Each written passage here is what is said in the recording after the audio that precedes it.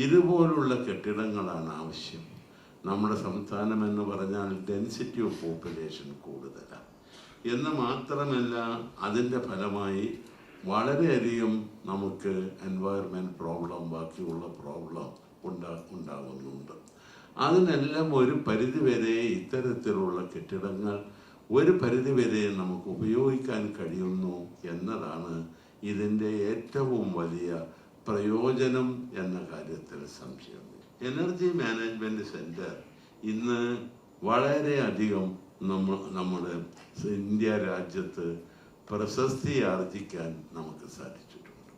2012 മുതൽ 15 വരെ national energy conservation award India ഗവൺമെൻറ്റിൻ്റേത് നേടിയെടുക്കാൻ ഈ പറയുന്ന EMCക്ക് കഴിഞ്ഞു എന്നത് ഏറ്റവും വലിയ ഒരു നേട്ടമായി തന്നെ ഞാൻ കണക്കാക്കുന്നു. റെഗുലേറ്ററി കമ്മീഷൻ എന്ന് പറയുന്നത് നമുക്ക് എല്ലാവർക്കും അറിയാം.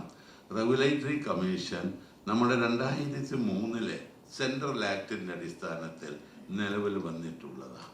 അവരുടെ അധികാരങ്ങളൊക്കെ വളരെ വലുതാണ്, അക്കാര്യത്തിലൊന്നും സംശയമില്ല. ഏതായാലും ഇവിടുത്തെ റെഗുലേറ്ററി കമ്മീഷനാണ് ഇതെല്ലാം നമ്മുടെ പവറിൻ്റെ കാര്യത്തിലുള്ള എല്ലാം റെഗുലേറ്റ് ചെയ്യുന്നത് എന്നുള്ള കാര്യത്തിൽ സംശയവും. ഈ 3 സ്ഥാപനങ്ങളും ഒരുമിച്ച് പോകുന്നത് നമ്മുടെ സംസ്ഥാനത്തെ സംബന്ധിച്ചിടത്തോളം വളരെയധികം പ്രയോജനം ചെയ്യും. സെൻട്രൽ ഗവൺമെൻറ് പാസ്സാക്കിയിട്ടുള്ള വാട്ടർ പൊല്യൂഷൻ ആക്ട്, ആ ആക്ടിൻ്റെ അടിസ്ഥാനത്തിലാണ് ഈ സ്ഥാപനം നിലവിൽ വന്നിട്ടുള്ളത്. അതിൻ്റെ അടിസ്ഥാനത്തിലുള്ള പ്രവർത്തനങ്ങളാണ് അവർ നടത്തുന്നത്.